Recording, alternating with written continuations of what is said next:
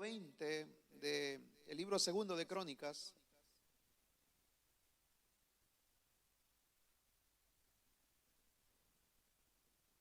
Y vamos a leer varios versículos de este capítulo 20, desde el versículo 1 hasta el versículo 26. Y si puede poner la versión en el caso de aquellos que utilicen pues dispositivos electrónicos, vamos a leer en la nueva versión internacional. Si no, creo que aquí les aparecerá en la pantalla. Dice la palabra del Señor: después de esto, los moabitas y los amonitas y algunos de los meunitas le declararon la guerra a Josafat. Y alguien fue a informarle: del otro lado del mar Muerto y Edom viene contra ti una gran multitud. Ahora están en Hasezón Tamar, es decir, en Engadí. Atemorizado Josafat decidió consultar al Señor y proclamó un ayuno en todo Judá. Los habitantes de todas las ciudades de Judá llegaron para pedir juntos a la ayuda del Señor en el templo del Señor frente al atrio nuevo. Josafat se puso de pie ante la asamblea de Judá y de Jerusalén y dijo: Señor, Dios de nuestros antepasados, ¿no eres tú el Dios del cielo y el que gobierna todas las naciones?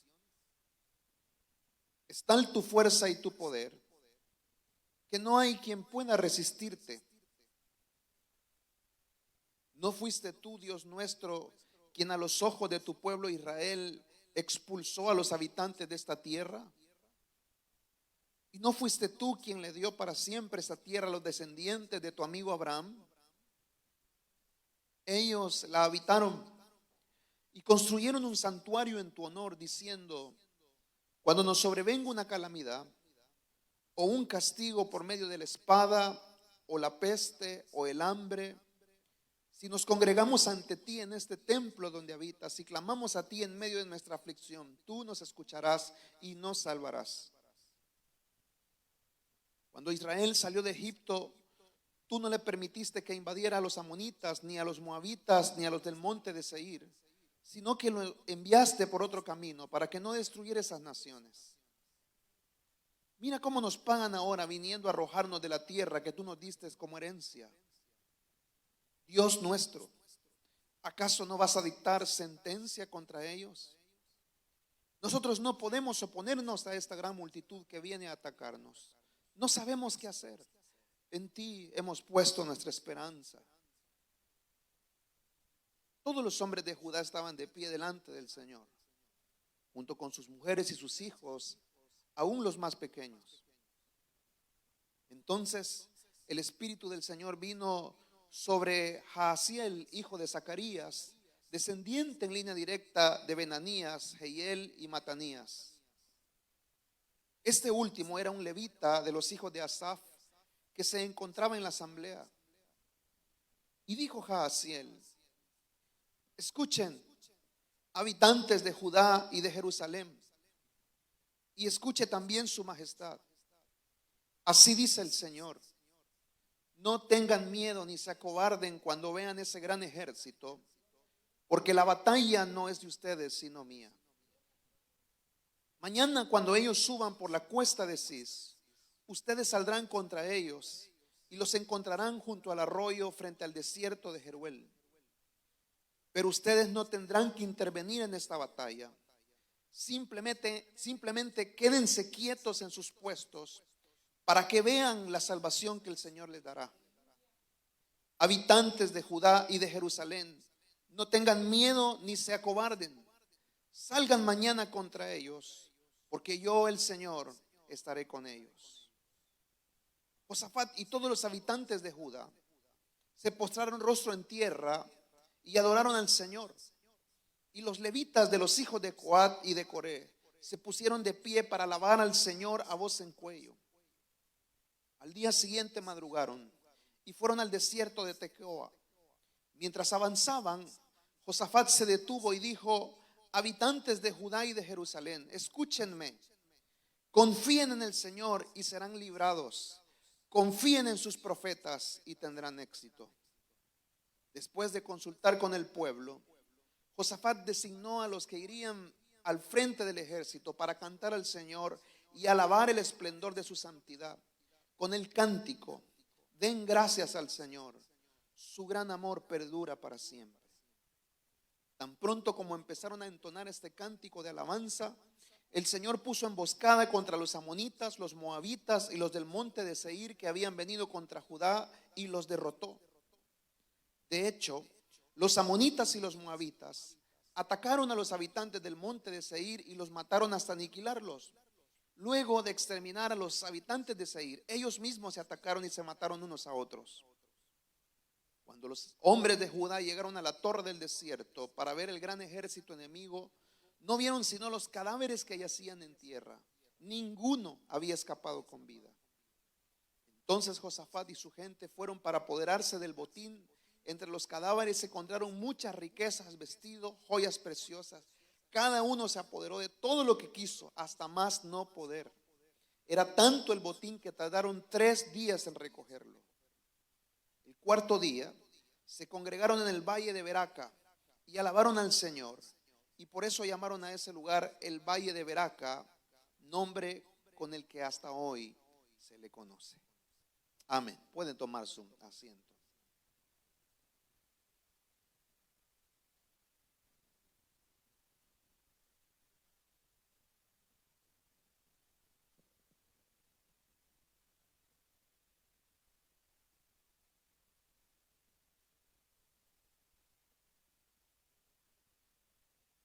Hermanos, hemos leído una porción bastante extensa, pero quería que pudiéramos meditar en la porción para tener una idea completa del texto que con la ayuda del Señor vamos a estudiar hoy.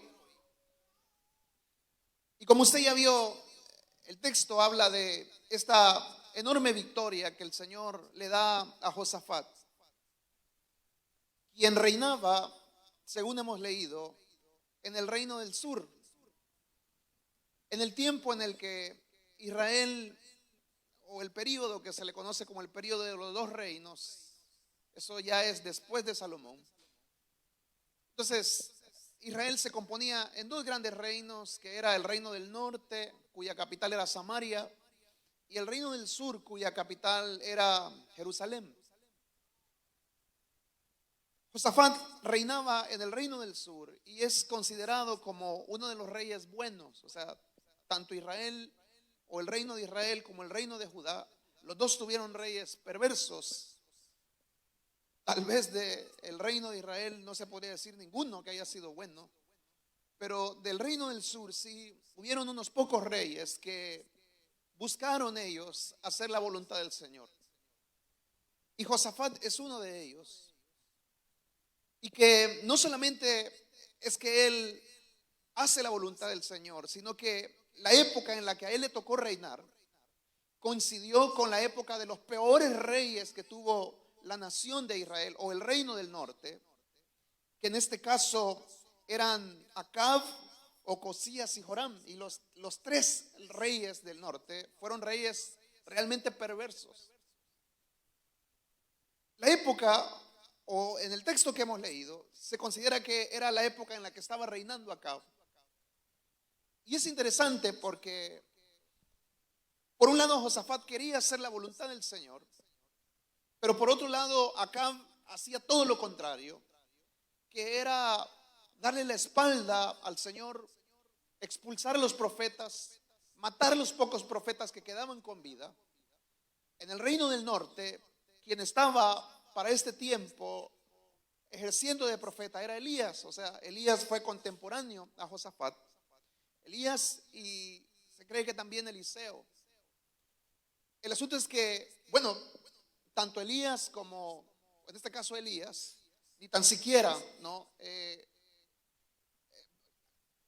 O sea, no querían ni ver, Eliseo tampoco querían ver a los reyes de Israel, pero de Josafat ellos tenían un buen concepto. Respetaban a Josafat porque, como le digo, era un hombre que quería hacer lo bueno ante los ojos del Señor.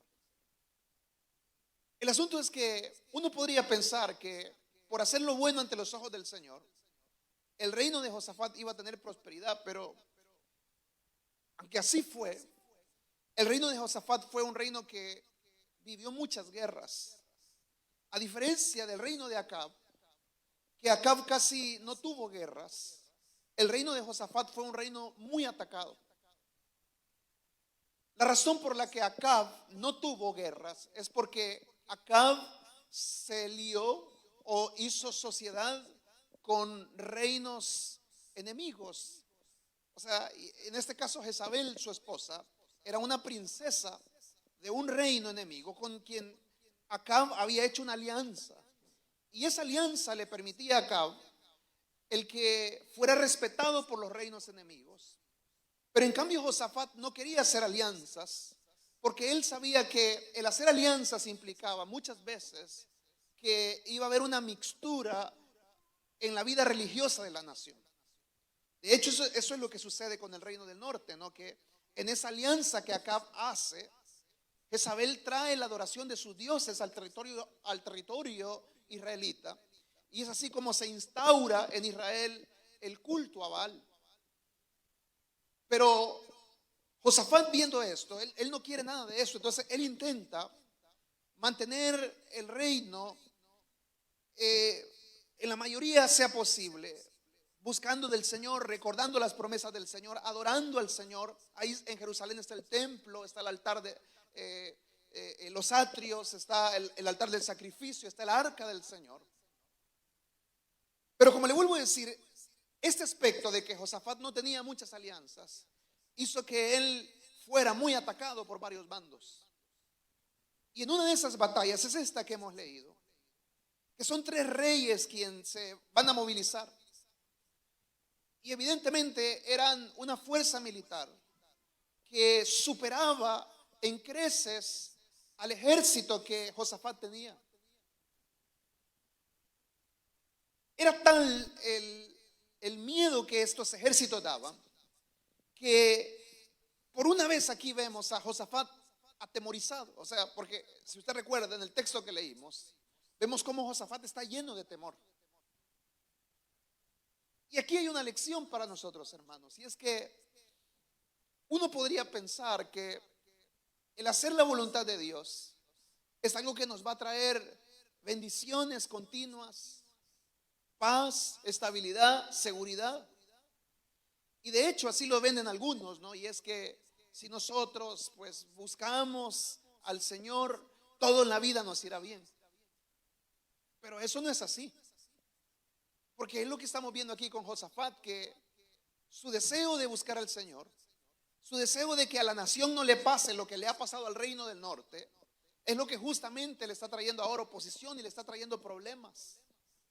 Entonces muchas veces nuestro deseo de honrar a Dios hará que sobre nuestras vidas vengan oposiciones, vengan situaciones difíciles, se levanten en contra de nosotros problemas, y que serán problemas no pequeños, sino que, como en este caso, el problema era un problema difícil, tanto así que Josafat estaba atemorizado. O sea, él no sabía cómo iba a salir de esa situación en la que el reino del sur se había metido. Eran 3 ejércitos poderosos quienes venían en dirección de la nación y no había manera de defenderse. Entonces, ante el temor, o mejor dicho, ante el gigante que venía, el temor es la reacción lógica. Pero cuando uno lee esta historia, por eso lo hemos leído todo, uno va viendo cómo Josafat se va desenvolviendo en medio de esa situación.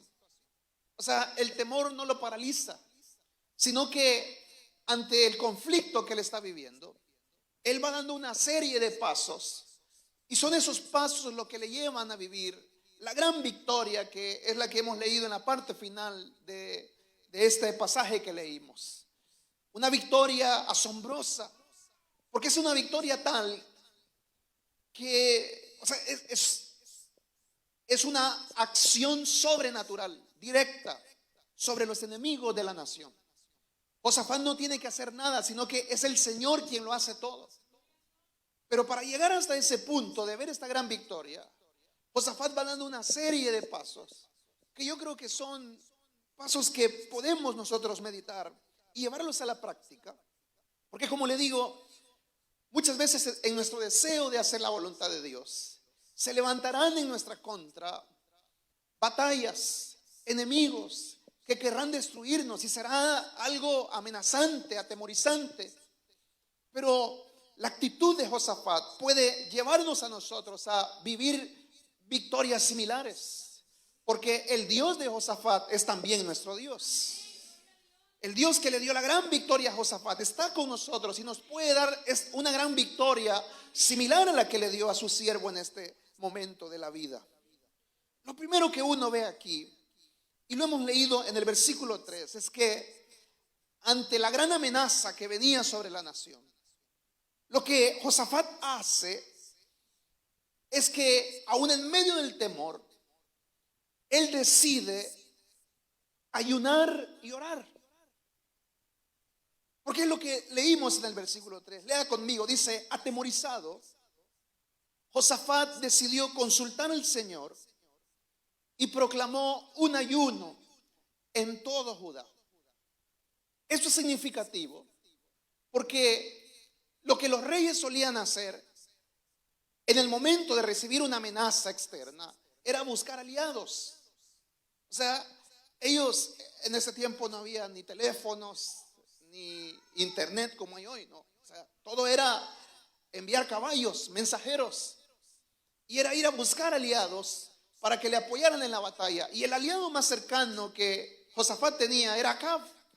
Entonces, lo lógico hubiera sido, vamos a ir a pedirle a nuestros hermanos, porque al final de cuentas eran hermanos. Y de hecho, si usted conoce la historia de Josafat, él pierde la vida por ir a apoyar a Israel en una batalla. Entonces, lo lógico era que Josafat dijera: bueno, vamos a buscar ayuda, mandemos mensajeros para ver si alguien quiere apoyarnos, porque vienen estas tres naciones en contra de nosotros. Pero el texto nos dice que lo primero que Josafat hace, aunque está lleno de temor, aunque le da respeto a la situación que él está viviendo, pero lo primero que él hace es que él consulta al Señor en oración. Él busca la voluntad del Señor.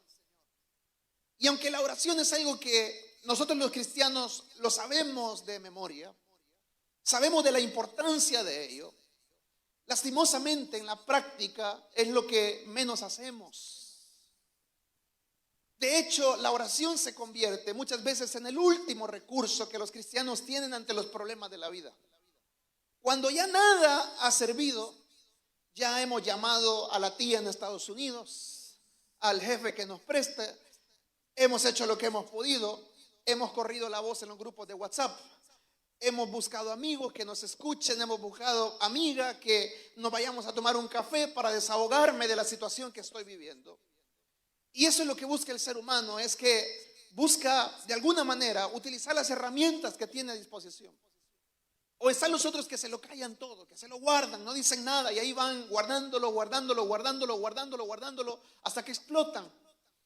Pero es ya hasta que no hay herramientas de las que disponer, o cuando ya explotamos y reventamos porque ya no aguantamos por dentro la situación dolorosa que vivimos, es hasta ahí, hasta ese momento en el que decidimos doblar rodillas.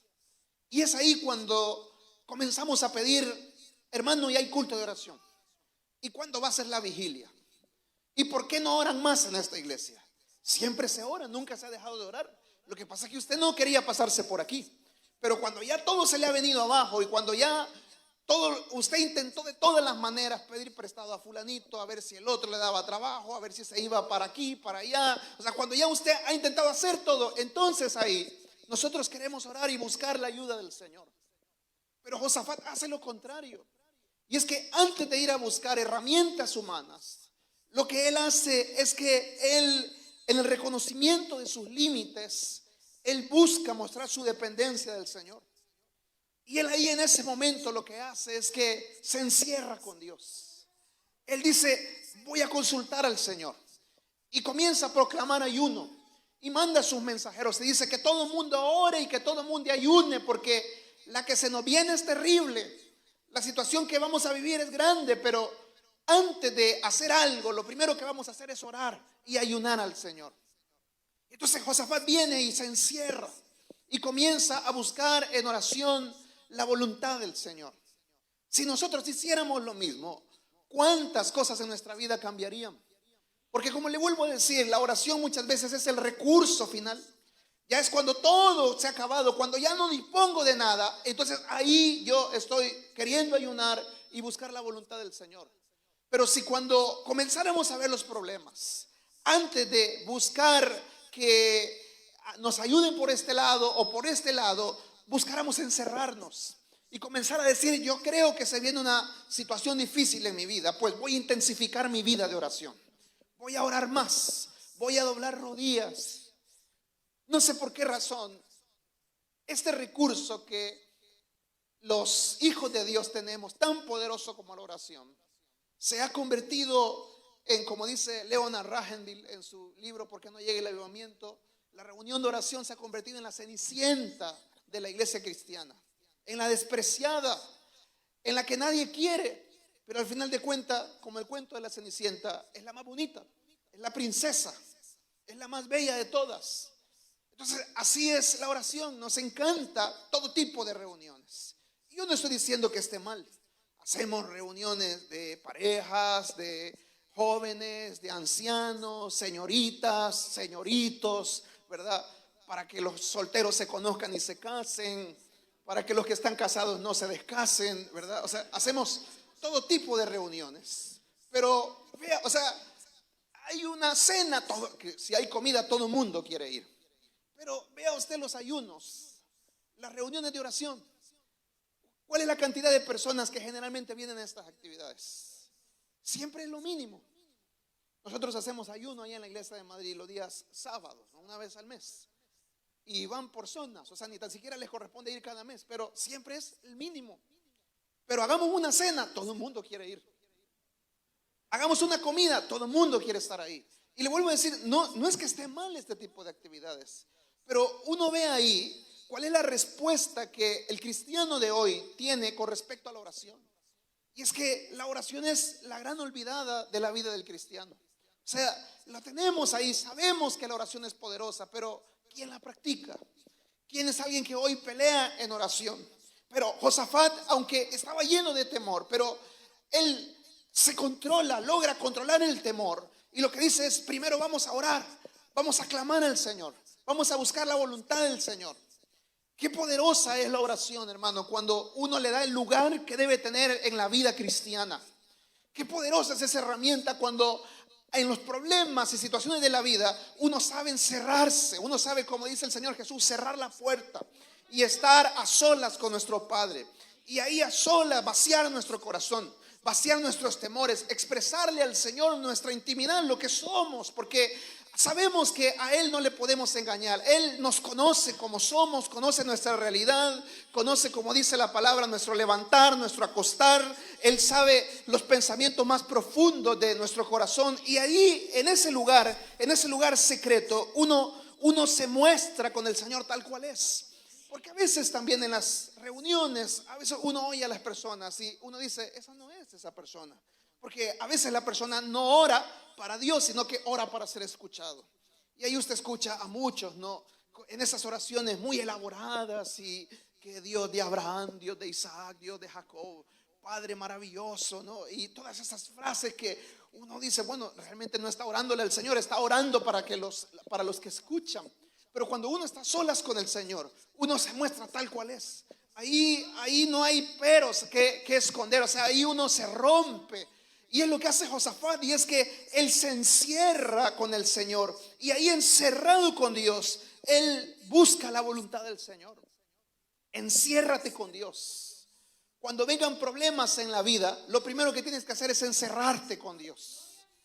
Cuando vengan situaciones difíciles que tú no puedes controlar, enciérrate con el Señor. Enciérrate hasta que Dios calme toda la tormenta que hay en tu corazón. Porque muchas veces nosotros por fuera parecemos estar tranquilos, pero por dentro es un vaivén de voces internas, es una tormenta que hay dentro. O sea, si las personas pudieran escuchar todo lo que hay dentro de nosotros, y la gente puede decir, mire, qué tranquilito es el hermano, si es que no dice nada, qué tranquilita es la hermana, bien calladita, no dice nada. Pero si se pudiera escuchar todo lo que hay dentro, todos esos pensamientos, esa ansiedad, todo ese vaivén de ideas que uno tiene, voy a hacer esto, voy a hacer aquello, y cómo voy a hacer para pagar, y cómo voy a hacer para fin de mes, y ahora viene el seguro del coche, y ahora viene este problema, y la enfermedad, y que mi mamá está enferma ya, y si se me muere mi papá, y si se me muere mi abuelita, y qué voy a hacer sin mi familia, y si no lo voy a ver, y si no lo puedo enterrar, y comienza una serie de problemas. Y si te encierras en oración mejor y comienzas a pedirle al Señor que Él te muestre su voluntad.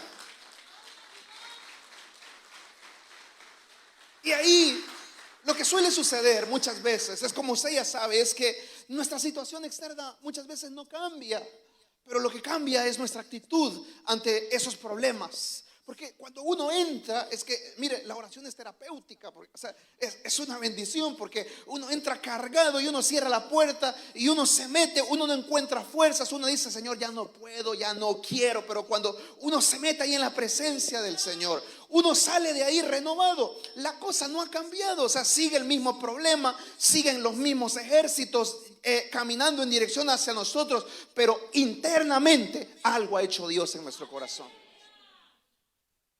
Entonces, Él se encierra con Dios, y encerrado con Dios, lo que Él hace es que comienza a proclamar las grandes victorias que Dios ha hecho en el pasado en la nación. Porque es lo que hemos visto en el versículo 6, cuando Josafat comienza a decir, Dios de nuestros antepasados, ¿acaso tú no eres el que gobierna las naciones, el que gobierna en los cielos? Tu fuerza, tu poder, no hay quien pueda resistirlo. ¿No fuiste tú quien delante de nuestros ojos expulsaste a los habitantes de esta tierra y se la diste a tu pueblo Israel? O sea, lo que Josafat está haciendo ahí es que él está recordando los grandes hechos, los grandes prodigios y las grandes maravillas que Dios había hecho con la nación de Israel en el pasado. O sea, Josafat está trayendo a memoria que esta no era la primera vez que Israel vivía una crisis similar, sino que ya en la historia de la nación Israel había vivido situaciones difíciles. Pero cuando Israel se había agarrado de la mano del Señor, el Señor había hecho prodigios y maravillas. Josafat está recordando que aun cuando Faraón era el gran imperio, el hombre poderoso de la época de Moisés, pero ese hombre poderoso no pudo con la mano y el poder del Señor, y el ejército de Faraón fue barrido, y el mar fue abierto en dos, y el mar se tragó a los ejércitos de Faraón. Y luego llegaron a Canaán, y ahí en Canaán las naciones cananeas eran naciones de guerra, eran naciones poderosas, eran naciones que estaban acostumbradas a la batalla. Pero Dios fue dando la victoria una a una, y todas estas naciones fueron expulsadas. Pero vea, lo que Josafat está haciendo aquí es que él no se está centrando en el enemigo que tiene delante, sino que él está trayendo a memoria la grande batalla del Señor. Muchas veces nuestras oraciones están cargadas de, Señor, ¿qué voy a hacer con este problema? ¿Qué voy a hacer con esa situación? ¿Qué voy a hacer? Le vuelvo a decir, pero lo que uno tiene que hacer ahí como Josafat es comenzar a recordar, ¿verdad? Que no es la primera vez que usted ha vivido crisis, no es la primera vez que hemos vivido situaciones difíciles, no es la primera vez que la iglesia del Señor ha vivido pruebas, dificultades, sino que cuando uno comienza a meditar en la historia de Dios con uno recuerda cómo Dios ha sido fiel y cómo Dios de problemas similares o incluso peores el Señor nos ha librado. Una vez le comenté testimonio, venía yo un día conduciendo desde Jaén hasta Madrid, y para esos días pues las iglesias estaban pequeñas, y pues al ser pequeñas la situación económica es difícil y eso se repercute en la vida del pastor, ¿no? Entonces estaba viviendo una situación económica bien difícil. Yo recuerdo que me había generado un tremendo estrés. Y entonces yo iba conduciendo hacia Madrid y no tenía nada de dinero. Entonces yo pensando para esos días, acababa de nacer mi hija, una serie de gastos que se venían. Y yo comencé a orar, pero en mi oración era como una queja. Y yo comencé a decirle, Señor, pero si yo te sirvo, si yo predico tu palabra, y mira, los del mundo viven mejor que uno, tienen todo, y nosotros los que predicamos tu palabra, Señor, no tenemos ni tan siquiera para alimentar a nuestros hijos. Y yo hubo un punto donde, o sea, era tal mi queja, ya no era una oración, era una quejación. O sea, era una queja tras queja tras queja. Pero llegó un punto que el Señor como que tuvo misericordia de mí. Pero le vuelvo a decir que, o sea, era una situación de tal estrés que me había dado todo un dolor terrible en esta parte de aquí del cuello, de los hombros. O sea, estaba yo realmente estresado, en una situación de colapso casi emocional, ¿no? Casi depresión. Entonces, pero mientras yo estaba así, el Señor trajo a la memoria un recuerdo que de una experiencia que yo viví recién llegado aquí a España, con 21 años. Ya hace años eso. Gracias, hermanos. Pero recordé un día cuando, o sea, yo vivía en Barcelona y yo estaba soltero. Entonces vivía con unos señores. Ellos eran venezolanos descendientes de españoles. El asunto es que cuando Chávez llegó al poder, expropió muchas de las propiedades que varios extranjeros tenían. Y ellos habían sido españoles, mejor dicho, que habían huido para la guerra civil y todo eso. Se habían ido a Venezuela y allá habían prosperado. Y el asunto es que cuando Chávez llegó al poder, les expropió todo, les quitó todo lo que tenían. Y ellos se tuvieron que regresar aquí a España, ya muy señores, ancianos, sin nada. Entonces les tocó llegar a alquilar un piso y ellos alquilaban habitaciones. Y yo vivía en una de esas habitaciones. Ya no me acuerdo cuál era el precio. Para ese tiempo era cerca de 350 euros. El asunto es que ellos dependían de la ayuda que yo les daba para poder salir adelante y pagar el piso en el que ellos vivían. Y como no habían cotizado aquí en España, pues no tenían ayudas aquí. Toda su vida de ellos había sido en Venezuela. El asunto es que yo recuerdo que me tocaba pagar la habitación y yo no tenía ni un 5, no tenía nada para pagar.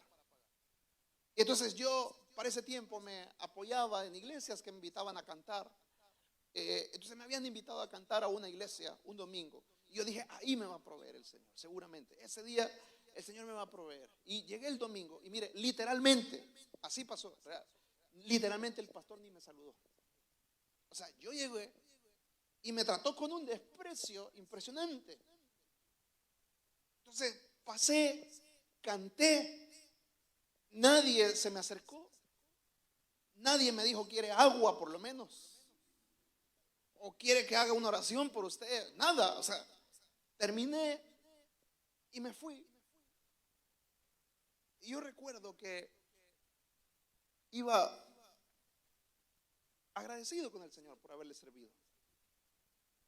O sea, porque era así, pero también iba preocupado. ¿Y cómo voy a hacer? Porque yo le prometí a esa señora que cuando regresara le iba a pagar. O sea, no me alcanzó la fe porque mi fe había llegado hasta el culto. Sí, porque yo pensaba, ahí el pastor me va a dar una ofrenda y va a ser una bendición tremenda y me van a decir, hermano, vuelva al otro domingo, le damos otra ofrenda, ¿verdad? Pero nada había pasado. O sea, ahí en el culto se murió mi fe. Y entonces yo iba preocupado. Y recuerdo que entrando al metro iba, antes de entrar a la boca del metro, un hombre, no sé quién es, nunca más lo volví a ver en mi vida, pero llegó y me tocó la espalda y me dijo, chico. Le dije, ¿qué pasa? Me dijo, me han dado esto para ti. Y me entregó un sobre en blanco. Y en el sobre había la cantidad exacta que yo necesitaba para pagar la habitación. Entonces, cuando yo me estaba quejando por todo aquello, el Señor me trajo a la memoria y me dijo, ¿cuándo yo te he fallado? ¿Cuándo yo te he abandonado? Y comencé a recordar todas aquellas ocasiones desde mi infancia, cuando Dios fue fiel, Cuando Dios proveyó en los momentos en los que parecía que no se iba a poder. Cómo Dios fue cumpliendo los anhelos del corazón. Es lo que Josafat está haciendo aquí. Es que él, en vez de centrarse en lo que tiene delante, lo que él hace es que recuerda las grandes batallas del Señor. No me acuerdo quién es el que dice, pero alguien tiene una frase que dice que muchos somos buenos para escribir los problemas en mármol y escribir las victorias o las cosas buenas en la arena. Y los problemas ahí los estamos recordando y rumeando y recordando y trayendo a la memoria, y estamos destruyéndonos por dentro. Pero si comenzáramos a meditar toda la grande batalla del Señor, como David, usted se acuerda cuando llega y se ofrece para ir a pelear en contra de Goliat. Y Saúl llega y le dice: pero muchacho, ¿cómo vas a ir a batallar si ese es un hombre de guerra? Si ese hombre es una máquina de guerra, te va a hacer pedazos. Pero David no se centra en el reto que tiene por delante, sino que él comienza a decirle al rey: no, rey, si esta no es la primera vez que yo peleo con bestias como este. Si cuando soy pastor muchas veces me ha tocado ir y sacar de la boca de los leones a las ovejitas, o me ha tocado pelear con osos, y hoy contra esta bestia que tengo aquí delante, así como el Señor me dio la victoria con los osos y con los leones, el Señor me va a dar la victoria con este que tengo por delante. Entonces usted puede centrar su oración en un llanto y en decir: ay, Señor, mira el gran problema que tengo delante. Ay, Señor, la gran situación que tengo. Ay, Señor, ayúdame, pobrecito de mí, pobrecita de mí, mátame. O como Elías: no soy mejor que mis padres, llévame contigo, Señor, ya no quiero estar aquí. O comenzar a recordar y comenzar a decir: Señor, tú te acuerdas de aquel momento, allá cuando yo iba caminando en aquella calle oscura y mi vida estaba amenazante, y recuerdo, Señor, cómo tú me salvaste y cómo tú me guardaste. O cómo tú, cuando yo confié en ti, abriste puertas ahí donde parecía que no había, y tú me diste la victoria, y hasta el día de hoy tú no me has fallado, y sé que en esta situación que vivo tampoco me fallarás. Entonces él comienza a recordar los grandes hechos. Y luego más adelante vemos que lo que Josafat hace también es que abre su corazón a la guía del Espíritu Santo. Porque es lo que vemos en el versículo 14, cuando dice que ya ha convocado a todo el pueblo. Él está orando al Señor, está ayunando. Y entonces dice que ahí en medio de ellos el Espíritu del Señor viene sobre Jaasiel y le da una palabra. Y la palabra que le da es: no tengan miedo, no se acobarden cuando vean este ejército, porque la batalla no es de ustedes, sino es mía. Pero lo que ahí está sucediendo es que Dios está respondiendo y está usando, en este caso, a este joven para que dé una guianza de parte del Espíritu Santo. Pero Josafat está abierto a esa guianza. O sea, él está abierto, le está diciendo: Señor, háblame. Señor, haz algo en mi vida. Señor, dime. En estos momentos así, cuando se presentan los grandes retos de la vida, nosotros tenemos que estar expectantes para ver qué es lo que el Señor tiene que decirnos. Tenemos que estar con el corazón y los oídos dispuestos a oír la palabra del Señor. Tenemos que estar dispuestos a abrir la palabra, abrir la Biblia, buscar consejo en los siervos y siervas que el Señor ha puesto a nuestro alrededor, porque a través de ellos el Señor algo nos dirá que confirmará la victoria que el Señor tiene para nosotros.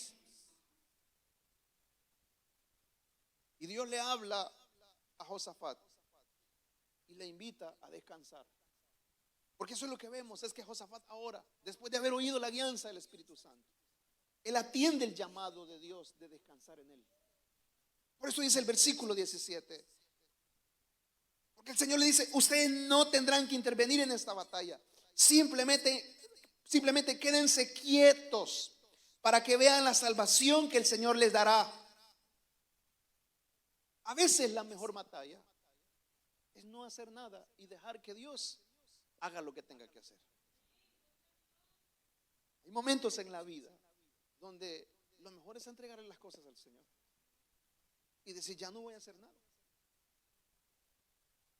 Hay algunos que, o sea, esto, decirlo para algunos no es problema, pero hay otros que esto es terriblemente difícil. Difícil porque hay gente que tiene la costumbre de tenerlo todo bajo control. Tienen la obsesión de que lo quieren tener todo controlado a su alrededor. Todo. O sea, la cortina debe de hacer juego con la pared y la pared con el espejo y el espejo con todo, y todo debe estar milimétricamente puesto en su lugar.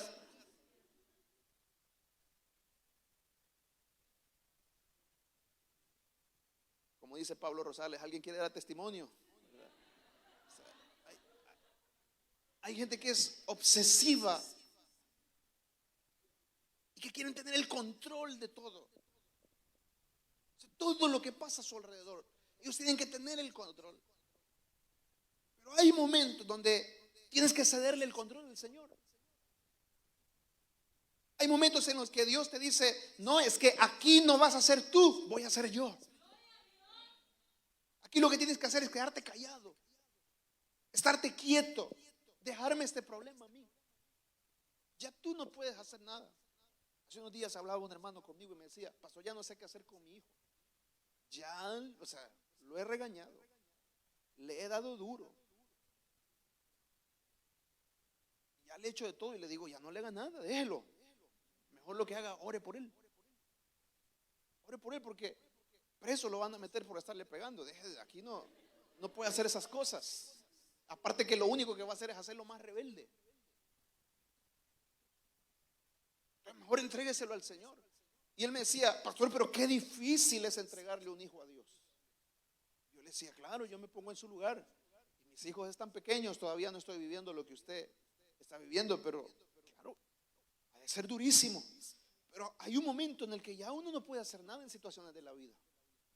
Pero Dios nos invita a descansar en Él. Él nos invita a confiar en sus promesas. Hay veces donde Dios sí te dice: sí, hazlo tú y yo estaré contigo. Pero hay otras ocasiones donde Dios te dice: aquí ya no puedes hacer nada, aquí es mi voluntad y tienes que descansar en mi voluntad. Y ante la imposibilidad humana, cuando ya todo le queda a Dios, Josafat muestra otro recurso más, y es que él adoró al Señor.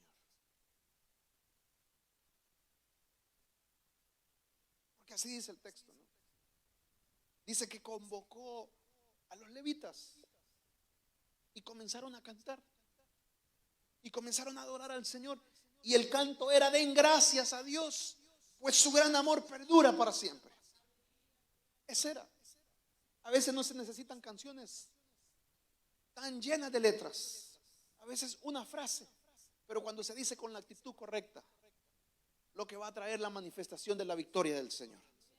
Porque eso era todo. Den gracias a Dios, pues su gran amor perdura para siempre. No sabemos cuál era la melodía. Tuvo que haber sido muy bonita, o a lo mejor no, pero el asunto es que todos estaban cantando.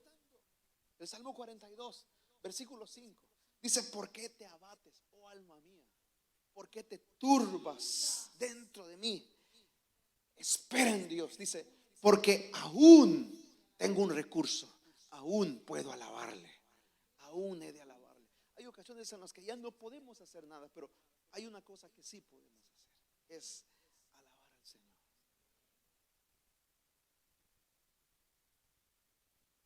La adoración no comienza cuando un grupo de alabanza se sube a un escenario. La adoración comienza cuando tú y yo enfocamos nuestros ojos en la gloria de Dios. Cuando dejamos de ver el problema, cuando dejamos de ver nuestros enemigos y comenzamos a ver la gloria de Dios, en que su gran amor perdura para siempre. La verdadera alabanza, la verdadera oración no es la que te hace saltar, es la que te hace doblar rodillas, y aquella que te permite ver la manifestación de la gloria del Señor. Y el pueblo comenzó a alabar, hermano. Ya hemos leído lo que sucede. Dice la Biblia que Dios confunde a los enemigos y se comienzan a matar entre ellos. Dos reinos atacan a uno y luego cuando ya han exterminado a uno, dice que los dos que quedan se comenzaron a atacar hasta que se mataron todos. Y entonces dice la palabra que llegan al campamento y cuando ven, dice que ven aquello desolado y con un botín de guerra que les duró 3 días recogerlo. Dios había dado la victoria. El Señor lo había dicho. Siempre queda un canto.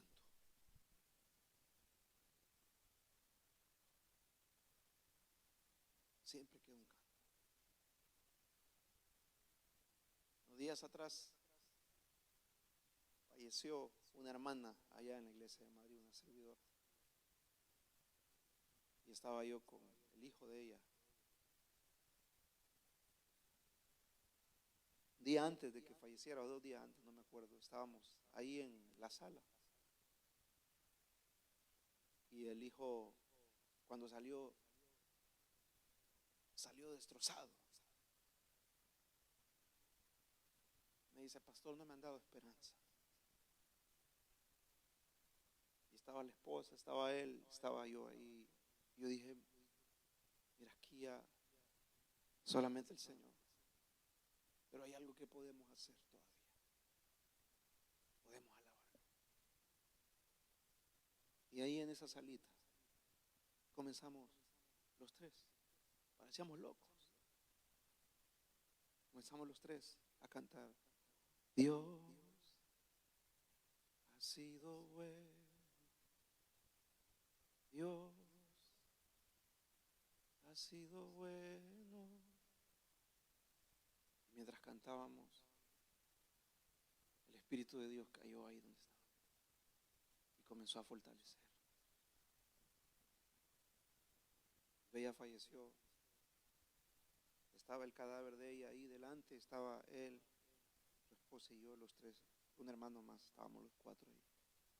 Y nos tomamos de la mano y volvimos a cantar el mismo canto.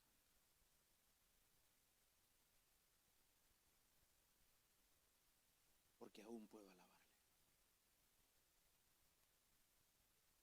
No sé los enemigos que tienes enfrente, pero aún puedes alabar al Señor. Aún puedes alabarle. Termino. Josafat viene después de la gran victoria y él levanta un monumento al Señor.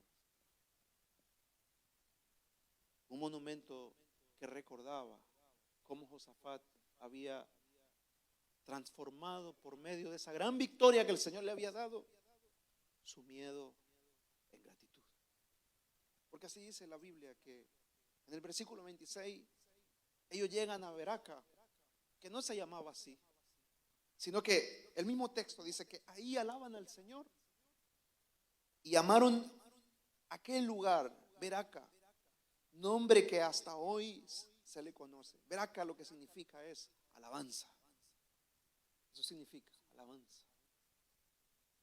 Josafat dijo, en este lugar donde tuvimos miedo, aquí el Señor convirtió nuestro miedo en alabanza.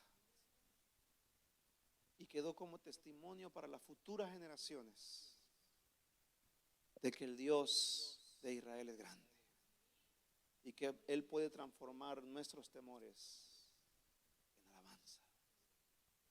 Hay una frase de Spurgeon que a mí me gusta que dice: cuenta todo lo que Dios ha hecho contigo, pero no digas nada de lo que tú haces para Él. No promuevas aplausos, sino que promueve la gloria de Dios. Háblale al mundo de todas esas victorias de las que Dios te libró. Cuéntale a tus hijos, cuéntale a tus amigos, a tu familia, de todas esas batallas donde Dios convirtió tus valles en gratitud y en alabanza. No digas nada de lo que tú hiciste, sino que quede claro que quien lo hizo fue el Señor. Fue su mano poderosa. Póngase de pie.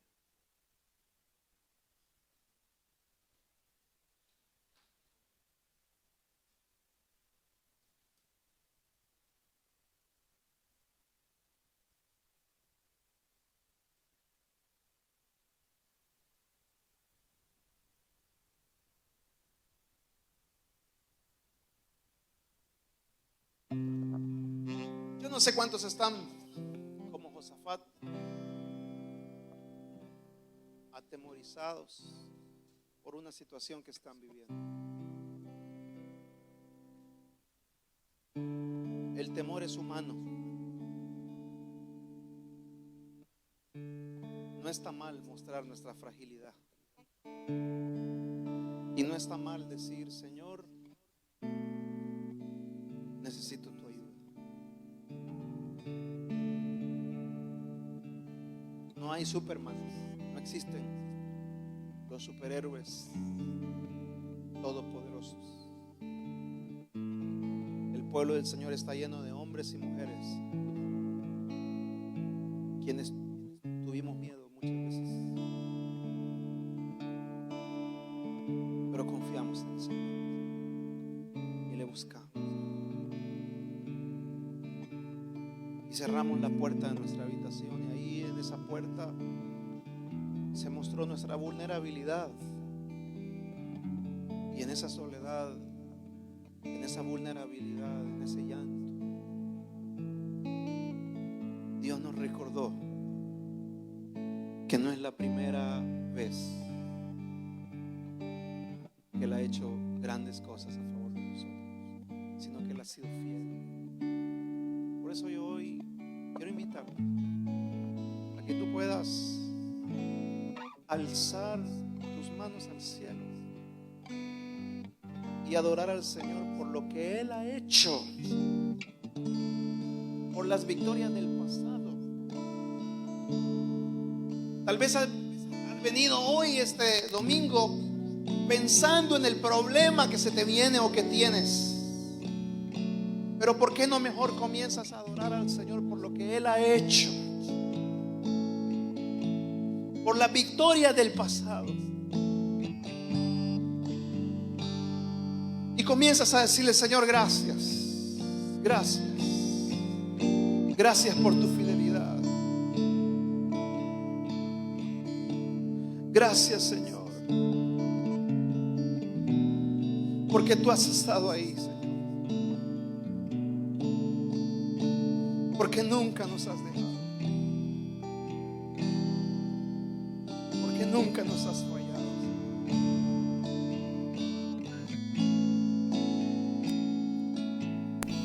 Gracias, Señor. Dile gracias al Señor ahí donde estás y alaba su nombre. Gracias, Señor.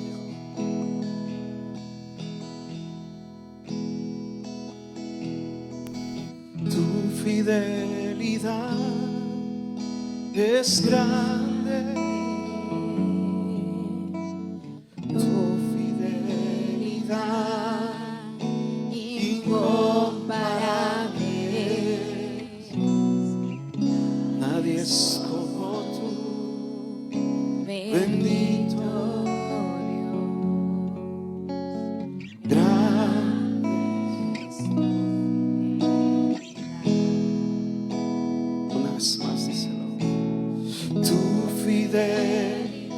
levanta tu voz. Tu fidelidad incomparable. Nadie es como tú, bendito.